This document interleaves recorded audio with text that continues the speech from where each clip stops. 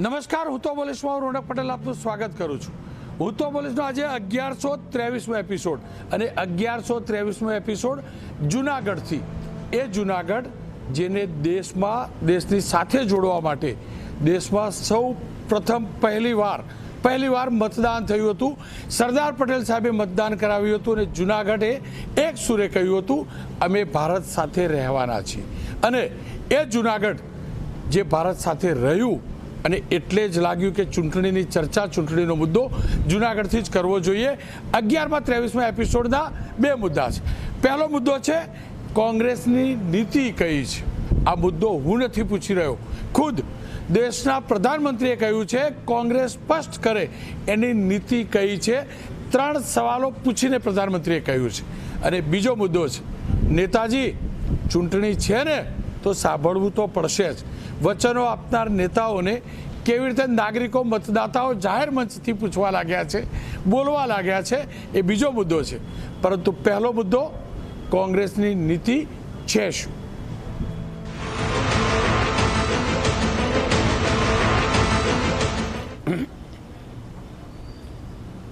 મતદાનને આડે માત્ર 4 દિવસ બચ્યા છે અને તમામ રીતે તમામ ઉમેદવારો, તમામ પક્ષો, ખાસ કરીને ભારતીય જનતા પક્ષ અને કોંગ્રેસ પ્રચંડ પ્રચાર કરી રહી છે. ભારતીય જનતા પક્ષ તરફથી દરેક વખતની જેમ નરેન્દ્રભાઈ મોદીનો મેજિક ચાલે તેની ભારતીય જનતા પક્ષના કાર્યકર્તાઓની અપેક્ષા હોય છે. અને એટલે જ પ્રધાનમંત્રી નરેન્દ્ર મોદીનો ગુજરાતનો 2 દિવસનો પ્રવાસ હતો. 2 દિવસમાં તેમને 6 સભાઓ સંબોધી, જે પૈકીની 4 સભાઓ આજે સંબોધી. પહેલી આણંદમાં, બીજી સુરેન્દ્રનગર, ત્રીજી જુનાગઢ અને ચોથી જામનગર. જામનગરની અંદર તો જામ સાહેબે પ્રધાનમંત્રીનું સ્વાગત પણ કર્યું, પાઘડી પહેરાવીને સ્વાગત કર્યું. પણ આ તમામની વચ્ચે પ્રધાનમંત્રીના ભાષણના મુદ્દા કયા રહ્યા એ સમજવા જરૂરી હોય છે. પ્રધાનમંત્રીએ સ્પષ્ટ કર્યું અને કોંગ્રેસ ઉપર જબરજસ્ત આરોપ લગાવ્યા. એ પણ કહ્યું કે જો કોંગ્રેસની સરકાર આવશે તો ઓબીસી અને અન્ય આરક્ષણનો જે કોટા છે એ કોટા કાપી મુસ્લિમોને આપી દેશે. પ્રધાનમંત્રીએ એ પણ કહ્યું કે જો નથી આપવાના તો કોંગ્રેસ લખીને આપે કે અનામત પદ્ધતિમાં અમે ફરક કરવા માગતા નથી. પ્રધાનમંત્રીએ પાકિસ્તાનનો મુદ્દો પણ ઉઠાવ્યો. પ્રધાનમંત્રીએ એ પણ કહી દીધું કે પાકિસ્તાનમાં દુઆ કરવામાં આવી રહી છે કે કોંગ્રેસની સરકાર ભારતમાં બને. પ્રધાનમંત્રીએ ત્યાં સુધી કહી દીધું કે જો કોંગ્રેસની સરકાર આવી તો આપણું કચ્છ છે ને એની ઉપર પણ પાકિસ્તાનની નજર છે. ખેર, પ્રધાનમંત્રીએ જે કહ્યું એના અંશો જોઈ લઈએ. कि यहां कांग्रेस मर रही है और वहां पाकिस्तान रो रहा है.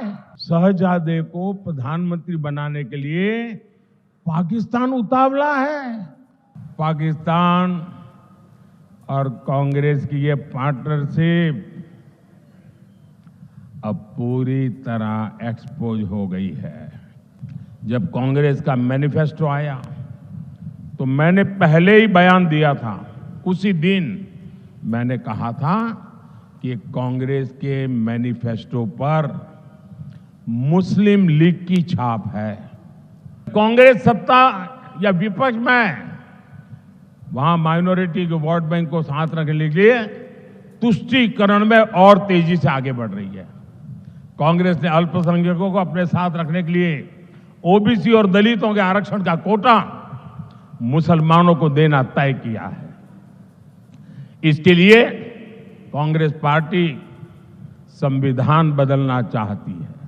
अब इंडी गठबंधन ने मुसलमानों से वोट जिहाद करने को कहा है.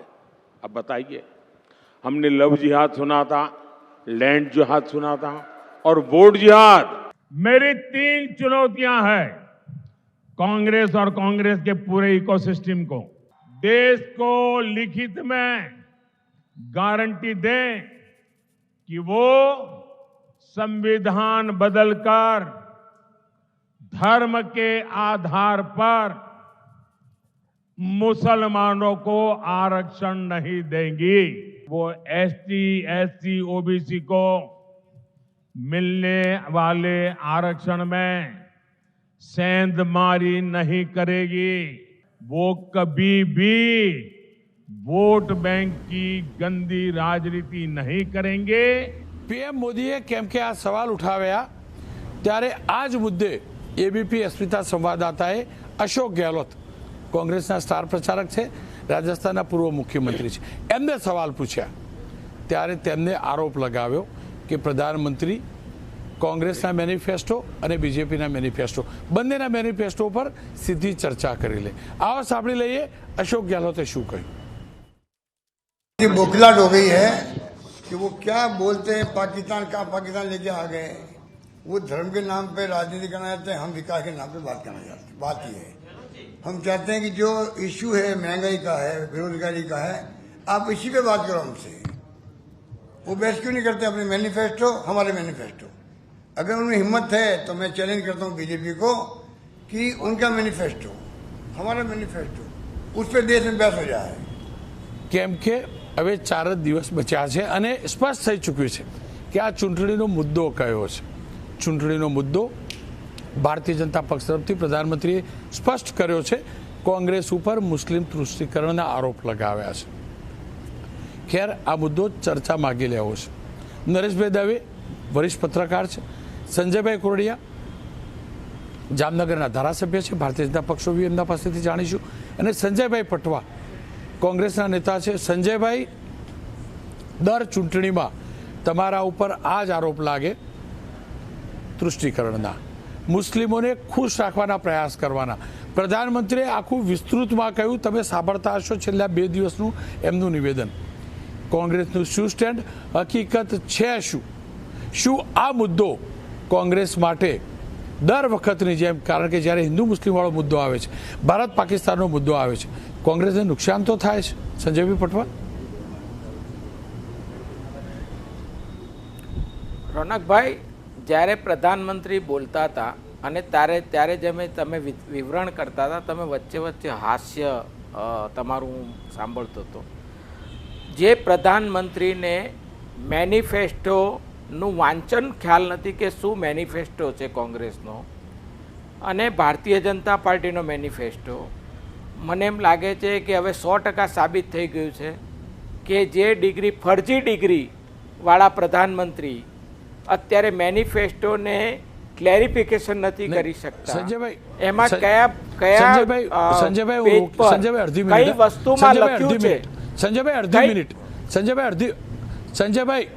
અડધી મિનિટ આપને રોકીશ એટલા માટે કે આપ જે આરોપ લગાવી રહ્યા છો ડિગ્રીનો એ હાઈકોર્ટ સ્પષ્ટ કરી ચૂકી છે। આપ તરફથી યુનિવર્સિટી સર્ટિફિકેટ માંગેલો, એટલે ફરીથી કહું છું, પ્રધાનમંત્રી માટે એ શબ્દ વાપર્યા સિવાય તમે તમામ વાતો જે પણ મૂકવા માંગો તમારો અધિકાર છે, મૂકી શકો છો। જે પ્રધાનમંત્રી મેનિફેસ્ટોને સમજી નથી શકતા, જે પ્રધાનમંત્રી પાકિસ્તાનની ચૂંટણી આવે, અરે ભાઈ 10 વર્ષ તો તમે શાસન કર્યું છે, 10 વર્ષના શાસનમાં શું વિકાસ કર્યો એના નામે વોટ માંગો? તમે ધર્મના નામે વોટ તૃષ્ટિકરણ કરી રહ્યા છો। તમે પ્રધાનમંત્રીને કહેવા માંગુ છું સીધો કે 10 વર્ષમાં તમે શું એવા કામો કર્યા છે કે જેને કારણે તમે આ પ્રજાને ગુમરાહ કરી રહ્યા છો। કોંગ્રેસ પાર્ટીએ જે મેનિફેસ્ટો આપ્યો છે એમાં નથી હિન્દુ શબ્દનો ઉપયોગ કર્યો, નથી મુસ્લિમ શબ્દનો ઉપયોગ કર્યો, અને ક્યાંય આ મુસ્લિમને આરક્ષણની વાત, અલા તમારા એમપી, તમારા ધારાસભ્યો, તમારા લોકો પ્રચારમાં નીકળે છે અને એમ કહે છે કે અમે આરક્ષણ નાબૂદ કરીશું, અમે સંવિધાન બદલશું। આજે કોંગ્રેસને એમ કહેવા નીકળ્યા છે કે આરક્ષણમાં આમ કરીશું, તમે આમ ડિવિઝન પાડીશું। અરે પ્રધાનમંત્રીજી, તમે એક પ્રધાનમંત્રી છો, તમારી કક્ષા નથી આ ભાષા બોલવાની। આ દેશનો પ્રધાનમંત્રીની એક લેવલ હોય છે, એક હાઇટ હોય છે, એ દેશના જનતાની, દેશના વિકાસની, દેશના ઇકોનોમીની, દેશના હંગર ઇન્ડેક્સની, દેશના દરેક કિસાનોની, બેરોજગારોની, કામદારોની આની વાત કરે, ઇન્ફ્રાસ્ટ્રક્ચરની વાત કરે। આ શોભે છે? અરુણાચલ પ્રદેશ 34 ગામોના નામો બદલી નાખ્યા, ચાઇનીઝ નામ કરી નાખ્યા, અરુણાચલ પ્રદેશમાં ઘૂસી ગયા, ત્યાં લડાખમાં ચાંગો ત્યાં આગળ ઉપવાસ પર બેઠા છે। અરુણાચલ ચાઇનાનું આટલું ઇન્ટરફેરન્સ છે। શું ચાઇનાથી તમે ડરી ગયા છો પ્રધાનમંત્રી શ્રી? કેમ ચાઇનાની વાત નથી કરતા? તમે શાહજાદાની વાત કરો છો। અરે શું શબ્દનો પ્રયોગ કરો છો પ્રધાનમંત્રીજી, મને શરમ આવે છે. તમારે સત્તા લેવા માટે તમે આ કક્ષાએ ઉતરો છો. પ્રધાનમંત્રીજી, આપને આ શોભતું નથી. તમે મત માંગો. અગર તમને હું ચેલેન્જ કરું છું દેશની જનતા પાસે મત માંગવા માટે, તમારું વિઝન તમે બતાવો કે અમે આ કરવા માંગીએ છીએ. તમે મંદિરના નિર્માણની પર મત માંગો છો. તમે એમ કહો છો કે કોંગ્રેસ પાર્ટી મંદિરમાં, અરે ચાર શંકરાચાર્યોએ તમારો બહિષ્કાર કર્યો પ્રધાનમંત્રીજી મંદિરનો. તમે કોંગ્રેસને શું કહો છો? અને આટલી બધી નિમ્ન કક્ષાએ જઈને પ્રધાનમંત્રી ભાષાનો પ્રયોગ કરે છે. શાહજાદા પાકિસ્તાન રડે, આ કરે. અત્યારે ચાઇના તમને રડાવે છે સાહેબ, તમે એનો ઈલાજ કરો. અરુણાચલ પ્રદેશ બૂમો પાડે છે, લડાખ બૂમો પાડે છે. આ દેશની ધરતી કિલોમીટર ખાઈ ગયા અને તમે કોઈ વસ્તુ બોલવાલ નથી એના પર. અને તમે એમ કહો છો કે કોંગ્રેસ પાર્ટી પર સત્તા તમારી છે અને તમે કોંગ્રેસ પાર્ટી પર બ્લેમ કરો છો. ભાઈ ધન્ય છે પ્રધાનમંત્રીજી, ધન્ય છે તમને. નહીં સંજયભાઈ, જી સંજયભાઈ, જુઓ સત્તાની વાત સાચી, પરંતુ પ્રધાનમંત્રીએ એમ કહ્યું છે કે કોંગ્રેસનું શાસન આવે તો આવું થાય એવું કહ્યું છે. ખેર, સંજયભાઈ કોડિયા મારી સાથે જોડાયા છે. સંજયભાઈ, પ્રધાનમંત્રીનું પ્રવચન તમે પણ સાંભળ્યું, મેં પણ જૂનાગઢથી સાંભળ્યું, કોંગ્રેસે લગાવેલા પ્રહાર પણ સાંભળ્યા. આપ શું માનો છો? શું કારણ રહ્યું કે પ્રધાનમંત્રીએ ઘેર બદલ્યો આખો સીધો અને વાત ભારત પાકિસ્તાનની પણ આવી, વાત હિન્દુ મુસ્લિમની પણ આવી અને એ જ આરોપ જે ભૂતકાળમાં લાગતા હતા એ કોંગ્રેસ ઉપર ફરીથી લગાવે? જી સંજયભાઈ. રોનકભાઈ, પ્રધાનમંત્રી શ્રી જે વાત કરી છે એ આપ સમજો છો અને જાણો છો અને આખી દુનિયા જાણે છે. પ્રધાનમંત્રીએ જુનાગઢની જે વાત છે કે આજે જુનાગઢની ધરતીથી એમને સભા સંબોધી, ત્યારે આ જુનાગઢ આજ કોંગ્રેસના જે વડાપ્રધાન હતા એમની ખરાબ નીતિને હિસાબે જુનાગઢને હૈદરાબાદ આજે 2.5 મહિના પછી જ્યારે દેશ આઝાદ થયો ત્યાર પછી 9 નવેમ્બરે જુનાગઢ આઝાદ થયું, દેશ 15 ઓગસ્ટે થયો છે. આ કોંગ્રેસની નીતિ હતી. અને મારા મિત્ર હમણાં વાત કરતા હતા, પ્રધાનમંત્રી વિશે આવી વાત કરવી કે જેને કોર્ટે પણ ચુકાદો આપી દીધો હતો, તો આ લોકોને ક્યાં શું બોલવું, કઈ રીતે બોલવું, હવે કંઈ દેખાતું જ નથી. અને વિકાસની રાજનીતિ, વિકાસનો શબ્દ કોંગ્રેસના મોઢામાંથી શોભતો જ નથી. આપણે ગૌરવ સાથે કહી શકીએ કે આ દેશના પ્રધાનમંત્રીએ, આજે પ્રધાનમંત્રીએ કીધું છે કે કોઈ ધર્મની રાજનીતિ અમે નથી કરતા, કોઈ ધર્મ માટે અમારો વિકાસ નથી, અમારો વિકાસ છે એ માનવ જાત માટે છે. કોઈ પણ ધર્મ હોય, કોઈ પણ જાતિ હોય છે. આ કામ પ્રધાનમંત્રી છો અને મિત્રોને કહી શકી કે શું કામ કર્યું, તો ગૌરવ સાથે કહી છે કે કોંગ્રેસના વડાપ્રધાન ભૂતકાળમાં રાજીવ ગાંધી બોલ્યા હતા કે હું 1 રૂપિયો મોકલું ને 10 પૈસા પહોંચે છે. આજે દેશના પ્રધાનમંત્રી નરેન્દ્રભાઈ એવું કહે છે કે હું 1 રૂપિયો મોકલું છું, મારા ગરીબ પરિવારના ખાતામાં સીધો 1 રૂપિયો જાય છે, એનું ગૌરવ છે. અને કેટલા ભ્રષ્ટાચારો, દિવસે એક ભ્રષ્ટાચાર, બીજે દિવસે બીજો ભ્રષ્ટાચાર આ કોંગ્રેસની સરકારો કરી છે. 10 વર્ષના શાસનની અંદર, નરેન્દ્રભાઈના શાસનની અંદર એક પણ ભ્રષ્ટાચાર નથી થયો અને લોકોના હિત માટે કામ થઈ રહ્યા છે. આપણે ગૌરવ સાથે કહી શકીએ પ્રધાનમંત્રી આયુષ્યમાન કાર્ડની જે યોજના છે એ આજે કોઈ ધર્મ માટે નથી, કોઈ જાતિ માટે નથી કે ભારતીય જનતા પાર્ટીના મતદારોમાં નથી, પણ મારા દેશનો નાગરિક કોઈ સારવાર વગર ન રહી જાય એ યોજના પ્રધાનમંત્રી છે. અને પ્રધાનમંત્રી આજે કીધું છે કે મુસ્લિમની વિરોધ નથી, કે મુસ્લિમ મહિલાઓને 3 તલાકમાંથી બચાવવા અને પોતાનું ગૌરવ કરી શકે આ દેશની મુસ્લિમ મહિલાઓ, એમના માટેના કામ પ્રધાનમંત્રીએ કર્યા છે. તો એવી વસ્તુઓ કોઈ છે જ નહીં. અને છેલ્લા 3 વર્ષથી આ ગરીબ પરિવારને, 80 કરોડ પરિવારને અનાજ મફત આપવાનું કામ, અને હજી 5 વર્ષ અનાજ મફત આપવાનું. આપણે ગૌરવ સાથે કહી શકીએ કે અમેરિકાની વસ્તી 35 કરોડ છે, તો 2.5 ગણા અમેરિકાને તો આપણે મફત અનાજ આપી છીએ. આ પ્રધાનમંત્રીનું કામ છે. આવા તો હજારો કામો છે રોનકભાઈ. આપણે આની ભાગવત સપ્તાહ કરીને તો પ્રધાનમંત્રીના આ કામોને કોઈ કોંગ્રેસ વાળા વિચાર પણ ન કરી શકે. એમના વિચાર પૂરા થાય છે ને ત્યારે તો પ્રધાનમંત્રીના વિચારની શરૂઆત થાય છે. ખેર સંજયભાઈ, ફરી એકવાર આપની પાસે આવીશ, પરંતુ ત્યાં સુધી નરેશભાઈ પાસેથી જાણો. નરેશભાઈ, આપ શું માનો છો? શું કારણ રહ્યું કે પ્રધાનમંત્રીની 6 સભાઓ પૈકીના મોટાભાગની સભાઓના મોટાભાગના મુદ્દા પણ આ જ રહ્યા. આપ શું માનો છો, શું કારણ રહ્યું? રોનકભાઈ, મને એવું લાગે છે કે જે મુદ્દાઓ ચર્ચાયા છે એ મુદ્દાઓને ફરી અહીંયા રિપીટ નથી કરતા કે તમે પણ જોયા છે, મેં પણ સાંભળ્યા છે.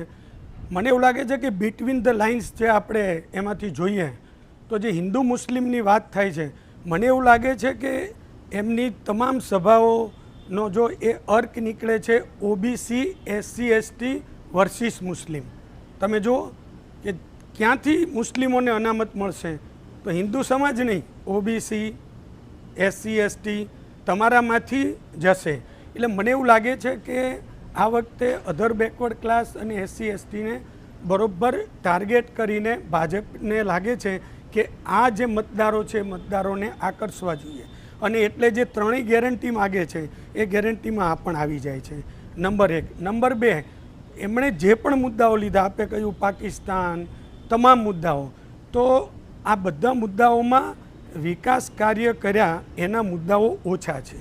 તમે 25 મુદ્દાઓની જો તમે લિસ્ટ બનાવો તો એમાં 20 મુદ્દાઓ એવા છે કે જેમાં ઇમોશનલ અપીલ છે. જેમ કે તમારા નરેન્દ્રભાઈ, બરાબર છે, તમારા પુત્ર તરીકે હું આવ્યો છું. તો આ જે અપીલિંગ છે એટલે કનેક્ટ થવાનું ડાયરેક્ટ જે પબ્લિક સાથે, મતદારો સાથે, જે કોંગ્રેસ થઈ શકતી નથી, એ એમનો વિષય છે. પણ એમણે સતત, તમે વિચાર કરો કે પહેલી સભા ગઈકાલે શરૂ કરી ત્યાંથી છેલ્લી સભામાં એમણે સસ્પેન્સ ખોલ્યું. ત્યાં સુધી બધા વિચારતા હતા ક્ષત્રિયોનું શું થશે, ત્યાં સુધી બધાને એવું તો ક્યારે આવશે, શું આવશે, બોલાશે કે નહીં, અપીલ કેવી રીતે આવશે, બધાએ રાહ જોઈ. કેટલાકને તેમ હતું કે આવશે જ નહીં, એ વિષય વિશે ફરી જ્યારે તમે પૂછશો ત્યારે કહીશું. પણ મને એવું લાગે છે કે એક સમય એવો હતો કે મફત ન મળવું જોઈએ. આજે વડાપ્રધાને બધી જ સભામાં મફત શબ્દ ઉપર પણ ભાર મૂક્યો છે કે આ તમને મફત મળશે. એટલે પ્રજા સુધી જવા માટે, કનેક્ટ થવા માટે એમની લેંગ્વેજમાં વાત કરવાની છે, અને એમની લેંગ્વેજમાં વાત કરીશ. હવે હું એક બીજો આપના ધ્યાન ઉપર મૂકું કે તમામ મુદ્દાઓ આવી ગયા છે. પાકિસ્તાન, શહેજાદે, ત્યાં ફટાકડા ફૂટશે. એટલે મને એવું લાગે છે કે ચૂંટણીમાં 2014થી શરૂ કરી અને અત્યાર સુધીની ચૂંટણીમાં જે લિસ્ટ આઉટ કરીએ બધા આવ્યા છે. 3 મુદ્દાઓ એમણે નથી લીધા, એના વિશે હું તમારા ધ્યાન ઉપર મૂકું. એક મુદ્દો એ છે મોંઘવારી. એના વિશે એમણે કશું આ એકેય જાહેર સભામાં કહ્યું નથી, ડાયરેક્ટ નથી કહ્યું. સેકન્ડ નંબર બેરોજગારી, એના વિશે પણ કશું જ કહેવાયું નથી. અને ત્રીજો જે કાયમ માટે ગાજતો કિસાનોનો મુદ્દો, એ કિસાનોને પણ યાદ કરાયા નથી. એટલે મને એવું લાગે છે કે આ મુદ્દાઓ છે એ વિપક્ષ ઉઠાવી શકે, પણ એમની મજબૂરી એ છે કે એ પબ્લિક સુધી કે મતદારો સુધી આ વસ્તુને લઈ જઈ શક્યા જ નથી. એ કહેતા હોય છે પણ એ ઇમ્પેક્ટ ઊભી નથી થઈ. મોંઘવારી છે એવું તમે કોઈને પૂછો તો સ્વીકારે, પણ મતદારોને એ નથી સમજાવી શકતા કે મોંઘવારી છે ભાઈ, તમને લાગે છે તો મતદાન પર એની અસર થશે કે કેમ. અને એક છેલ્લું, આ જનરલમાં ક્ષત્રિયોનો મુદ્દો મેં બાકી રાખ્યો છે, એના વિશે એક ફરીથી તમે જ્યારે પૂછશો ત્યારે કહીશ. એક મુદ્દો એમણે એ કહ્યો છે મતદાન સૌથી વધુ થવું જોઈએ. પૂરો કરી લો. મતદાનની વાત એમણે સૌથી મોટી કરી છે, એટલા માટે કે પહેલાં 2 જે ચરણ જે હતા એમાં મતદાનની ટકાવારી ઘટી છે, તો આ વખતે મતદાનની ટકાવારી ઘટવી ન જોઈએ અને મતદાન સૌથી વધુ થવું જોઈએ. બીજું રોનકભાઈ, હું આપને ધ્યાન ઉપર મૂકવું, જે કમલમમાં મિટિંગ મળી છે, એ કમલમની મિટિંગના જે આંતરિક સૂત્રોના જે અહેવાલો, આપણે જે વિશ્વસનીય સૂત્રો વર્ષોથી જે શબ્દ વાપરી છે, તો એમાં સૌથી મોટો ભાર આ મૂકવામાં આવ્યો છે કે મતદાન છે એ વધુ થવું જોઈએ. માત્ર ગરમીને કારણે મતદાન ઓછું થાય એવું માનવાને કારણ નથી. ગરમી તો ભૂતકાળની અનેક ચૂંટણીઓમાં ગરમી હતી અને બમ્પર મતદાન થયેલું છે, એ આપણે બધાએ જોયું છે. અને બીજી એમણે એક વાત એ કરી કે ભાજપમાં ના કાર્યકરોની સમહાવ નિષ્ક્રિયતા છે. કોઈ સ્વીકારે કે ના સ્વીકારે, ભાજપનો ભરતી મેળો જે કોંગ્રેસમાંથી આવ્યા એને કારણે નાની મોટી આપણે બાકીની બધી બેઠક પર જોયું, અને એમાં જે બધી નારાજગી છે, તો મતદાતાઓને જે બહાર ખેંચી લાવવા જોઈએ એ ખેંચી લાવશે કે કેમ? ભલે તમે પ્રેશર કરો, પણ જે દિલથી કામ થાય. તો તો એમણે એક નવી વાત કરી. એમણે કહ્યું કે ભાઈ મતદાન તો મોટો લોકશાહીનો પર્વ છે, તમે થાળી વગાડીને બધાને શેરીમાંથી બધાને ભેગા કરીને જાઓ તો કોઈ પણ જાગૃત નાગરિક અને ઉત્સાહિત હોય એ ભાજપનો કાર્યકર ન પણ હોઈ શકે, અને મતદાન તો થવું જ જોઈએ એવું માનતો હોય એ બધાને લઈ જાય તો મતદાનની ટકાવારી વધે એ સૌથી મોટી વાત એમના માટે છે. અને એમની મિટિંગમાં સૌથી મહત્વનો મુદ્દો એક આ, અને બીજા એમની પાસેથી જે ઇનપુટ્સ લીધા હશે ક્ષત્રિય સમાજને કરીને નારાજગીનો, એ વિશે પછી આપણે તમે કહેશો એટલે વાત કરીશું. જી બિલકુલ. ખેર સંજયભાઈ પટવા આપની પાસેથી જાણેલું, જો નરેન્દ્રભાઈનો પ્રવાસ થયો, અમિતભાઈ શાહનો પ્રવાસ થયો, તો બીજી તરફ રાહુલ ગાંધીએ પણ એક પ્રવાસ કર્યો, પ્રિયંકા ગાંધીનો પણ પ્રવાસ થયો. તમને શું લાગે છે, રાહુલ ગાંધી પ્રિયંકા ગાંધીની અપીલ મતદાતાઓને એટ્રેક્ટ કરશે કે પછી દર વખતની જેમ મોદી મેજિક વધુ અપીલિંગ રહ્યું?